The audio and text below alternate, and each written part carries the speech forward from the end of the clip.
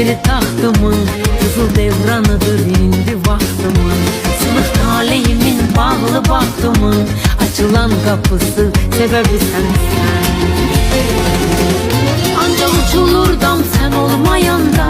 Dərdə dözmür adam sen olmayanda Hamını sancıram sen olmayanda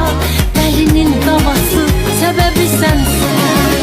Qalmayıb qəlbimin daha güzel Qəmli çəmənimin açıb çiçəyi Payızın ortası yazın gəlməyi Bu bahar havası sebebi sensin